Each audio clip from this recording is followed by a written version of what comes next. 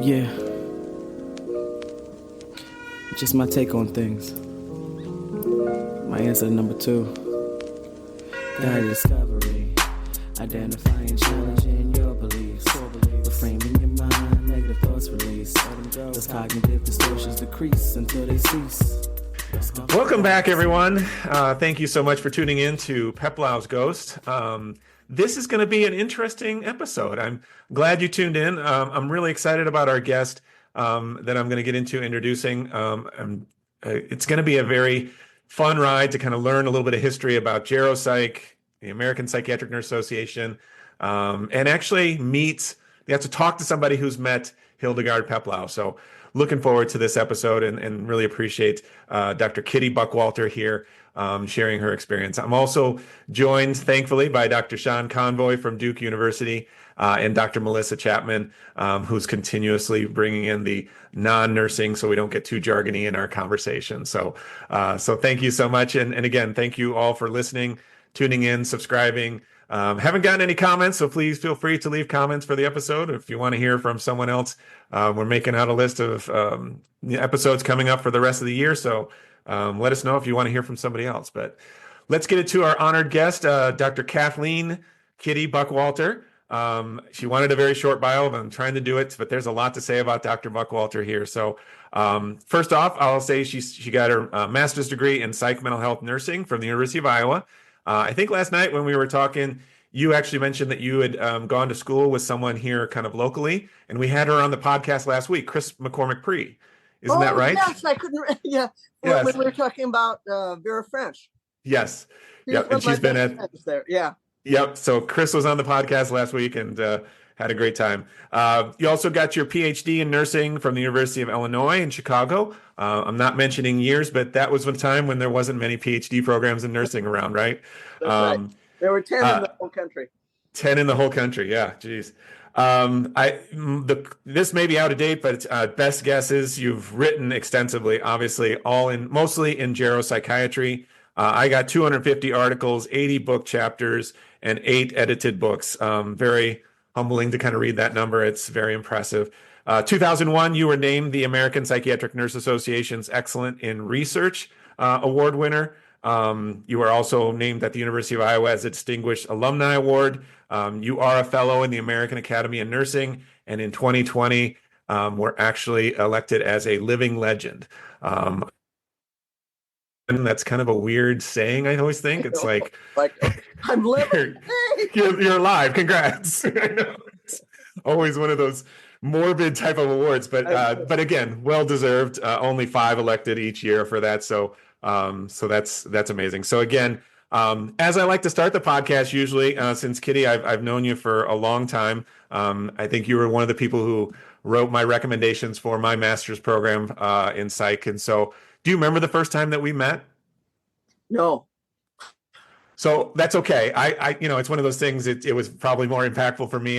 What I remember, and this is something that I want to probably maybe apologize for because I will say I was just a bit starstruck. But what I remember is we were in a elevator in the College of Nursing at Iowa, riding up, and you were asking me about things I was doing and kind of, I think at that time you were writing the recommendation for my MSN program and things. And so, but I remember just not saying much, just kind of averting my eyes, just kind of, again, a little starstruck. And so I hope I wasn't off-putting in any way, but no. And I'll tell you, Dan, that's exactly my reaction the first time I met Hilda. Oh, well, there's a good transition then.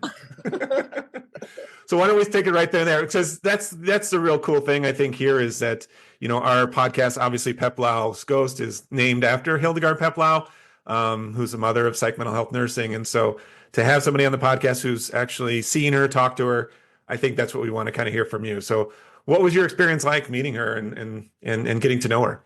Well, I'd like to use this opportunity to reflect on the interactions I had with, I'll call her Hilda because that's what we called her, over many decades and in many forms. And the first was via letters, then in person at meetings and conferences, and then in some little known literature where her voice as an advocate and teacher came through. And and I say little known because she was anonymous, but the author of the literature is a friend of mine, so I knew about it. And I just want to share some personal anecdotes of maybe a different side of Hilda than the esteem, and not to negate, but to amplify, I think, the esteemed theorist and, as you said, mother of psychiatric nursing. But I want to present some different sides of her, I think. The human side, yeah.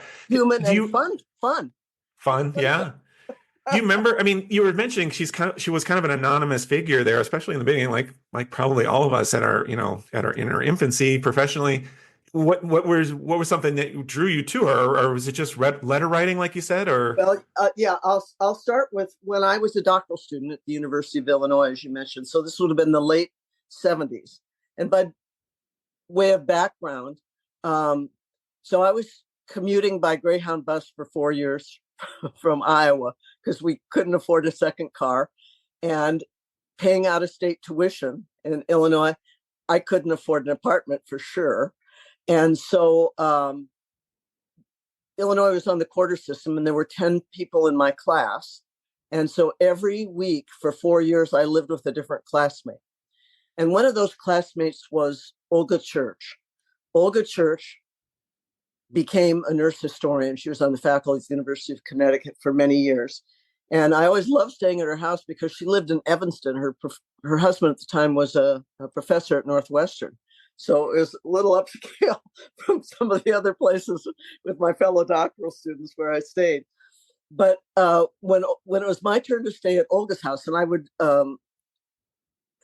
would take the 2 a.m. bus in to get into Chicago by 8 and start classes all day. So I was there Monday, Tuesday, Wednesday, and then Thursday after class, I'd leave and come back to Iowa City and work 11 to 7 shifts at old psych hospital over the weekend.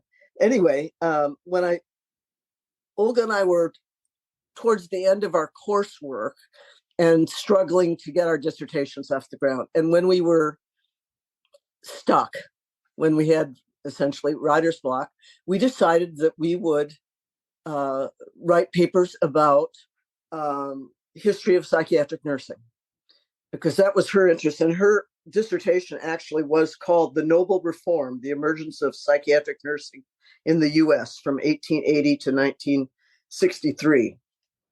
We were taking a course from Teresa Christie, who was also on the faculty at Iowa, but came to Illinois to teach a nursing history core course in our doctoral program.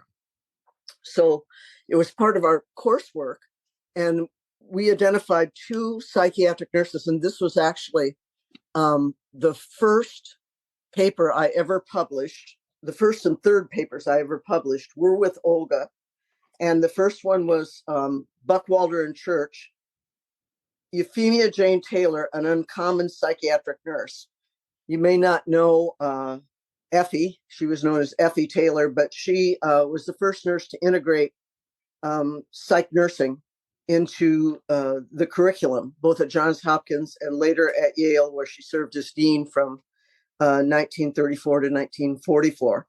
She was probably best known, however, for her presidency of the International Council of Nurses from 1937 to 1947.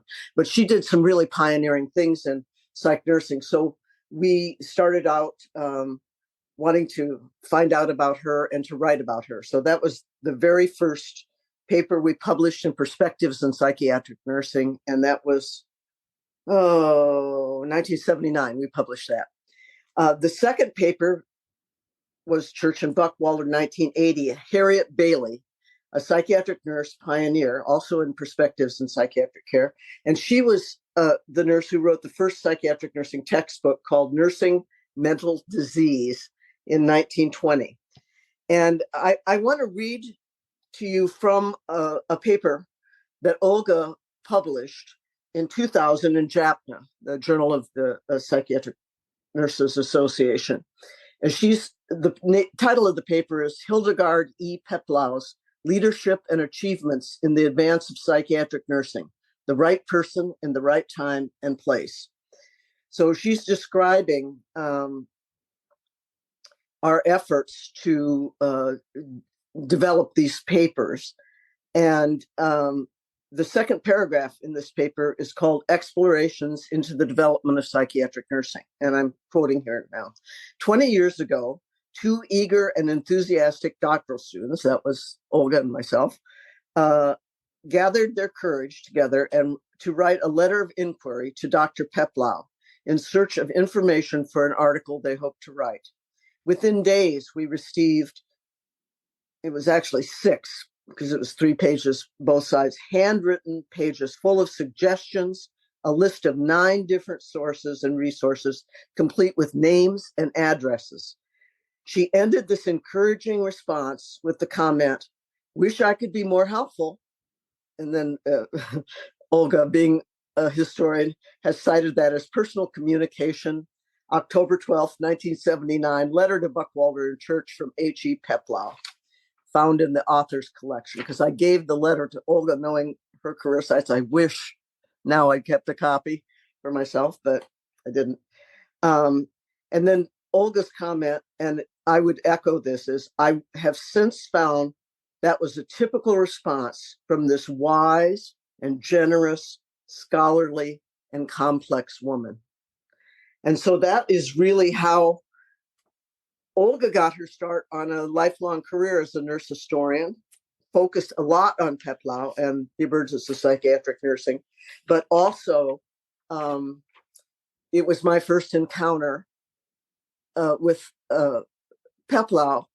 We wrote a lot of others, and I want to other famous people at the time who had interacted with either Harriet Bailey or Effie Taylor on the East Coast, Teachers College, Rutgers, really the bastions of psychiatric nursing at the times, Phipps Clinic at Johns Hopkins and Yale. The biggest and best response we got was Peplau, and it shaped me in many ways. First of all, it started my lifelong kind of awe of her as a person, because here she was really at the peak of her career in the 70s, and taking the time to not just write back a letter, but to send resources and the names and the addresses so it would be easiest for us to go on and do our research. So that's amazing. Had a professional impression on me, but also a personal impression that over the years I've heard from students lots of times, some of them ridiculous, like send me everything you've ever written about dementia, or that sort of thing. But I've tried to be kind and generous and to emulate Dr. Peplau in being responsive to students, because you never know of what kind of impact, good or bad, that may have. That's awesome. So now I just want to read a little bit from the first pages of our article on Harriet Bailey, which we published in Perspectives in 1980. So we were having a terrible time finding out any information about Harriet Bailey. We went to the Maine Nurses Association because she had practiced in Maine. No record of her existence. We looked in the New York Times and her obituary. We consulted people, including Teresa Christie, who gave us access to proceedings of the National League for Nursing Education. We just hit one dead end after another, in which, you've got enough of those as a doctoral student anyway. So, but undaunted, I'm starting to quote here now, and this is written by Olga and myself. Despite the constraints of time and money to which we were subject as doctoral candidates, our search was underway. Olga actually traveled to the East Coast to the National Nursing Archives of Boston University, as I said, the Maine State Nurses Association, all kind of dead ends. Then we launched this comprehensive letter writing campaign to early leaders in psychiatric nursing and nursing education, as well as to librarians and activists. And here's the key part. At the suggestion of Dr. Hildegard E. Peplau, and this was that letter she wrote to us that I talked about earlier. We submitted requests for information to various nursing journals. Together, some 20 individuals and institutions were queried. And it was based on those suggestions from Peplau that we were able to gather sufficient information to be able to publish those 2 early articles. So, yeah, Kitty, one thing, and this is great. I mean, I'd hate to kind of disrupt your flow right now, but as you were describing that article about how she described Hilda, as complex. That's an interesting term, I guess I hadn't thought of, and maybe you're going to get to that. But I'm wondering, Melissa or Sean, do you have any questions at this time? Maybe kind of take a little. Dan, you go over your question. I like the direction you're taking in terms of complexity, and I've got one to follow up afterwards. Okay. I can respond to why I think she used the word complex. It's because she was, on the one hand, a brilliant theoretician, but she was very pragmatic in terms of her application. It was a theory that you could, as a psychiatric nurse, you could relate to. You could use. It made sense.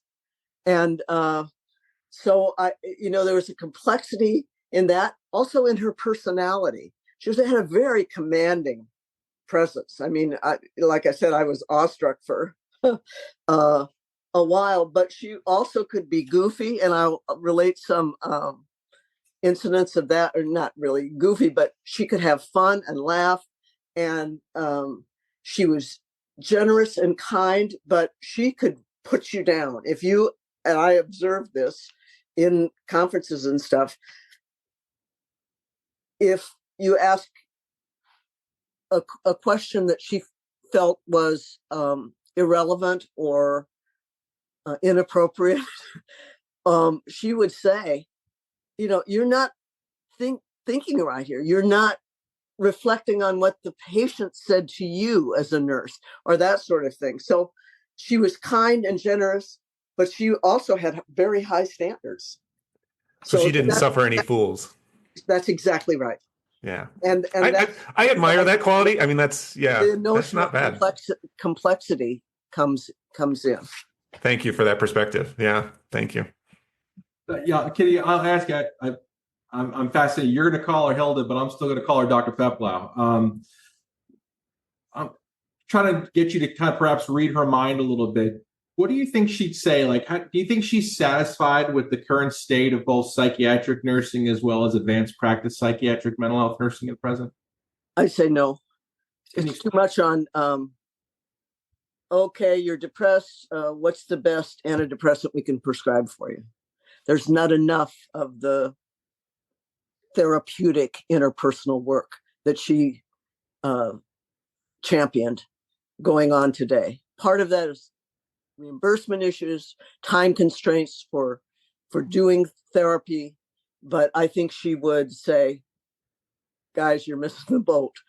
And one of the things I'm going to talk about at the very end is how she still influenced my professional life in a paper that Tess, Judge Ellis, and I published in November of 2024. It was really on duly certified nurse practitioners, primary care and psych. And it was in a case study with substance use in a housing first environment. And what we did was to talk about the combination of psychiatry and medicine and nursing, and how in this case study, yes, there were physical things going on and there were medication that needed to be prescribed for this individual, but we couch the treatment plan in her roles and the stranger role, the six stranger roles, and in her theory, and how blending the two, I believe, leads to optimal outcomes. Excellent. Yeah. So you're telling me that Peplau's ghost is not happy right now, right? I would think not. And she would probably be the first if she were able to tell us so. Thank you very much for that. Yeah. So I didn't want to get in your flow. I think you're getting into more kind of anecdotes and kind of describing her a little bit. Quick anecdotes here. So my next in-person encounter with her was at Rush, and this was in the late 1980s. So I had I had finished my master's in psych mental health nursing at Iowa, got my doctorate in 1980 at Illinois. And then from 83 to 86, I did a career development award at NIMH in geropsychiatric nursing. And it was following that and it was a budding, as you heard last night, subspecialty, but not a whole lot going on. But at Rush, Karen Babbage was there. You know that name from history? Oh, she along with Grace Sills, one of the big founders of APNA, and she was head of psych nursing at Rush at the time, and she and I became fast friends. And I also went to Rush a lot because they had a setting called J.R. Bowman Healthcare Center for the Elderly. So it was a geropsych mini hospital within the Rush complex. And there I could practice and do research in my subspecialty. And Karen facilitated that, and so I was at Rush a lot. And Luther Christman was the head of the program at Rush himself, kind of one of those godlike figures who did so much for diversity within the nursing profession. But he hosted at Rush a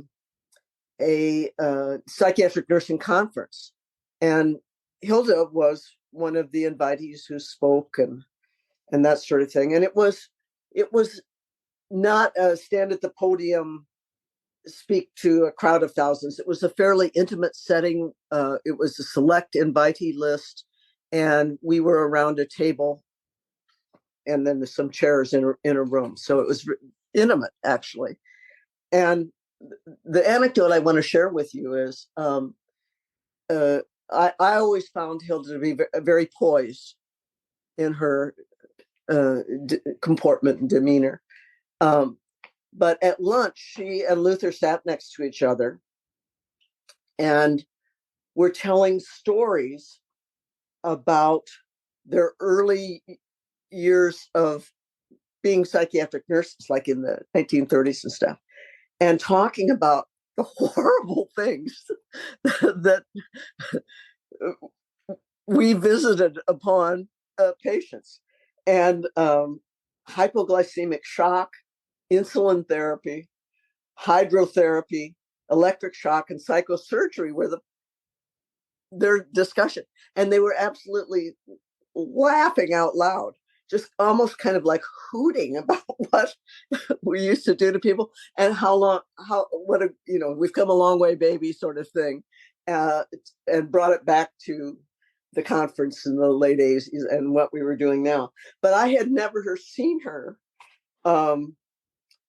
with an esteemed colleague, the two of them, just laughing and reminiscing about their early days. And I tell you, I would have absolutely killed to have had a tape recorder hidden in my blouse or something, so I could have recorded their conversation. I took a few notes, and that's where it was just what they were talking about. So I'm confident in the veracity of hypoglycemic shock and insulin therapy and all that sort of stuff that they were talking about. But it was the first time I'd really seen a different side of her. And I wanted to share that with you. So she could really let her hair down, so to speak. And she was comfortable with her close colleagues. And that leads me to the incident with Grace Sills, who was head of psych nursing at Ohio State University and one of the founders of APNA. Fabulous person, psych nurse herself. Just, I don't know, just so pleasant and enjoyable a person to be around. So she and Hilda were fast friends, and they had been, both of them, of course, Hilda was influential in both the ANA, American Nurses Association, and APNA, but Grace was primarily focused on APNA. And in the early years, I was very involved in my early years in APNA. And I was, I think I was head of the research committee. I was certainly on the newly established research committee. And we were, struggling. We wanted to raise money for a grants, I'm not talking hundreds of thousands, I'm talking 3,000 or, 3, maybe to 5, to get something going in terms of nursing research. I also started the first geropsychiatric interest group within APNA many, many years ago. But anyway, Hilda and Grace had been gambling in Las Vegas on vacation. And I'm not sure which one, but I think it was Hilda, hit the jackpot. And I'm talking big bucks here, like hundreds of thousands of dollars. I don't know the exact amount. But again, this gets back to that characterization of her as a generous person.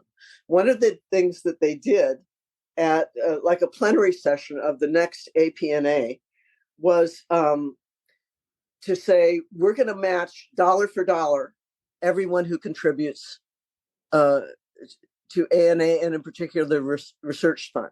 And so, but they did it with like costumes and music and streamers and confetti, and it made it a joyous occasion. Another anecdote, I guess, that reflects the not so serious side of both of them, but the advocacy, do-gooding side for nursing of both Grace and Hildegard. So they say, whatever you want to contribute, hold it up and we'll come around and we'll match it. So if you'd hold up a $20 bill, they'd come around, take your $20 bill, and they had like a bag or something. They'd put another 20 with it, and that went in the APNA fund. So that was something that was really memorable. I don't know how many people even remember that conference. I can't tell you the exact date, but I sure remember that event because they made it that memorable. Did you said, was Hildegard dressed up? Do you remember the costume she was wearing, or? I remember Grace's. She had a big like hat on and that sort of thing. I don't remember hers. Okay. But I wish I had paid better attention, but at the time I wasn't thinking about that. Good question, though. So the next thing I wanted to say about Hilda reflects that even in later life, and I'm talking 90s,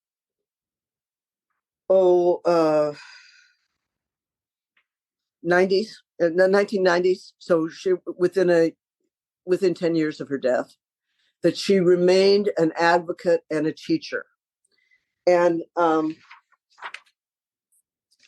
to support that, I want to share with you, not details, because Hilda wished to remain anonymous in this, but she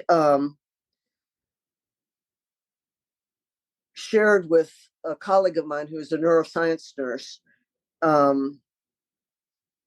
her experiences of having a stroke in the early 90s. And the author, my friend, the author, wrote, "These reflections chronicle the experience of a retired nurse educator," that was Hilda, "who had a stroke and shared her experiences with the author." And then she talks about the format of this paper alternates between the first person remembrances of the nurse who had a stroke and the author's analysis of the nurse's experience. And so although she was never named, here it is her. And she gives a critique of her care, not all of it flattering in her first person narrative. In fact, in some cases, highly critical, as she was initially. So this was 1990, 91, around there, about 8 or 9 years before she died.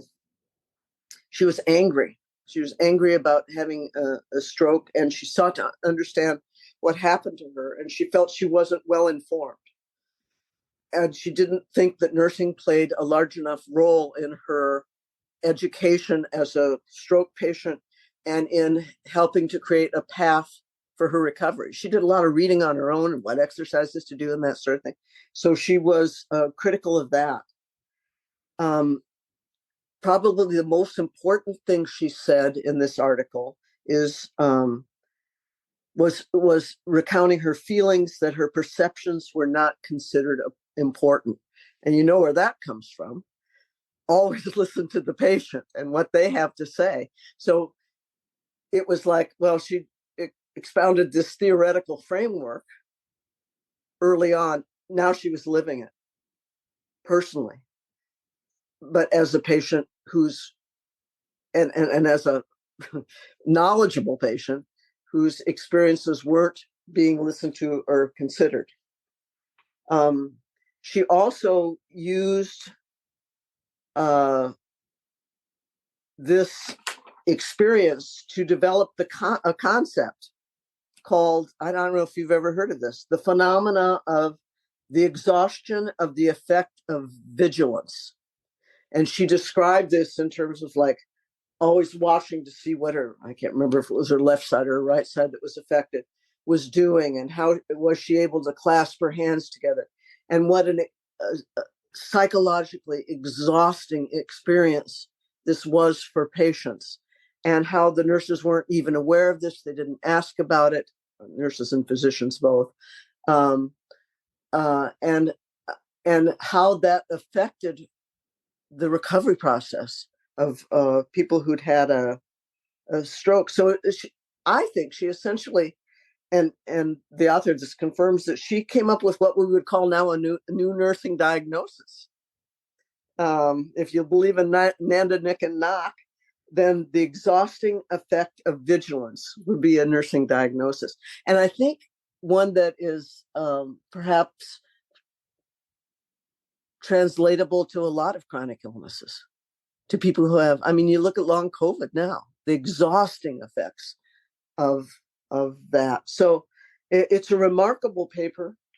I think it's little read. It wasn't published in a popular journal, but it really shows that even in her later years, in her eighth decade of life, that she was still observing nurse-patient interactions, still commenting upon them, still teaching, and still being an advocate for patients.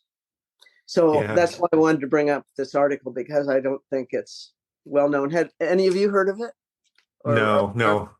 Yeah. So Kitty, thank you again. I think this shows a great arc of our person that, again, we try to honor with this podcast. And I just, any more, if it's okay, maybe we can kind of, Sean, do you have any, or Melissa, you got any questions before we get time?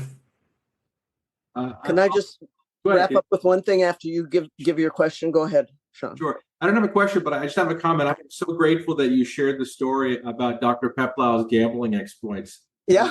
We're telling the story. Yeah, it's kind of fitting to highlight it because we hit the lottery through her advocacy and stewardship of our profession. Yes, absolutely. Yeah. And she shared her bounty in so many ways. Yeah. As someone external to the field, and just thinking about my own field, hearing the power of these stories and anecdotes and how like these professional organizations came to be is just mind-blowing, because it happens so often and then we forget our histories, even though it's really not that long of a history. So thank you for sharing. Oh, you're welcome. It was my pleasure. And I just, if I can have a concluding comment, is there time, Dan, for that?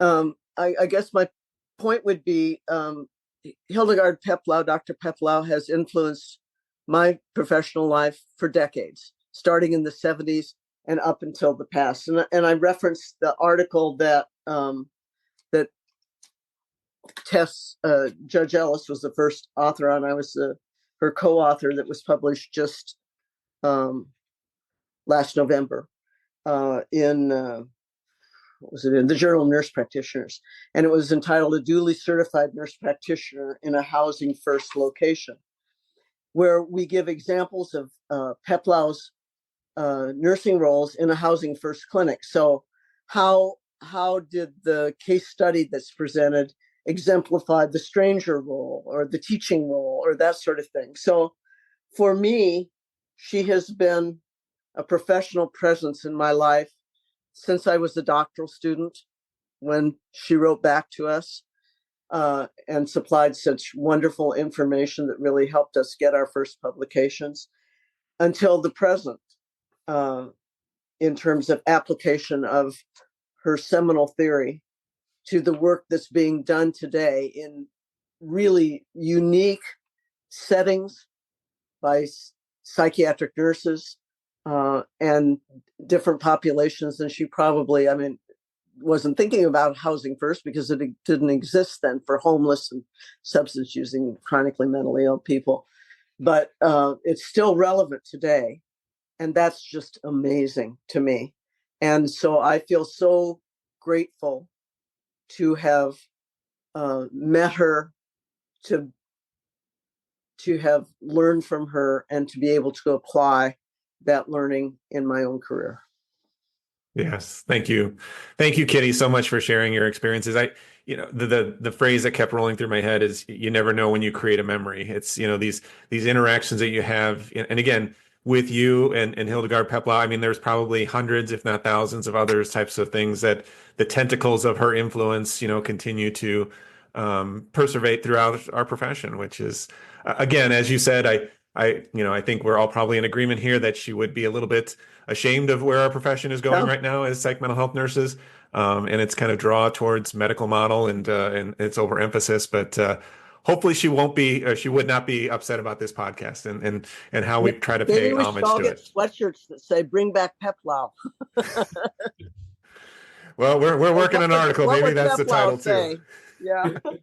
What would Peplau say? That's yeah. We get little wristbands. That's what we need too. So awesome. Well, thank you again for those listening, and please stay tuned. We've got future episodes coming ahead when exciting new people get to learn about their practice and such. But again, thank you very much for Dr. Kitty Buckwalter for joining us, and tune in next time. We'll have another episode soon. Take care. I'm honored you've been invited. Thanks. After Dark with Peplau's Ghost. For me or for yeah, for everybody. Just what was that experience like? You repress, record. I know. I was trying to be sneaky. So we were trying to do this kind of, after the podcast type of thing to kind of debrief. No, you're good. Well, I will say for me, this is one of the best experiences I've had in a long time because it helped me reflect back on a wonderful time when I was just really growing as a psychiatric nurse, to have known these wonderful leaders, to have had classmates like Olga, and it just brought back so many wonderful memories, and I feel so grateful to have had that in my life. I know it's the selfishness of me whenever I start the podcast asking a lot of people if they remember the first time, because I think obviously we focus a lot on the last time we see somebody, unfortunately, when they pass or they transition, and so or they just kind of leave our lives. But that first time, and again, you see this in movies called meet cutes, how people, because we meet people all the time, but some people we're drawn to, some people we connect with, and we form lifelong relationships with, and it's still a mystery to me why we do that for some people, and other people, it was good to meet you, but moving on to other things. So, but thank you for being one of those people, Kitty, that you've continued to be a part of my life, and Sean and Melissa too. It's been a privilege to get to continue doing this type of work, even though we still can't get funding for it. Maybe, who knows in the future, but we'll get some ads. Maybe we'll get Prozac to sponsor us. Not after my comment, I don't think, but we'll see. And you're absolutely right. So much about the history is lost, because people took it to the grave, and so part of doing this has just really triggered in me. We need to write.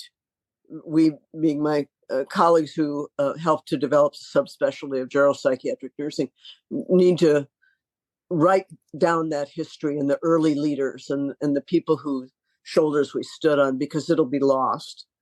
And I did have a similar experience with. Does anybody know Irene Burnside? She was the grandmother of, she championed group therapy for older adults who are institutionalized, if you can believe that. And she spoke at Iowa, and I was teaching a course in our doctoral program at Iowa called Geriatric Mental Health Research. And none of my students, she came to the Knoxville VA to talk, and none of my students had even heard of her. And I was like horrified because she was like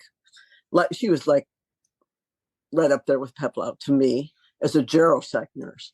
And so I ended up with one of my doctoral students doing an oral history with her and writing, publishing about her many contributions to nursing, which I don't know if there's I know her papers she gave to Texas Women's University, where she got her doctorate at age 67, having been recovered from breast cancer.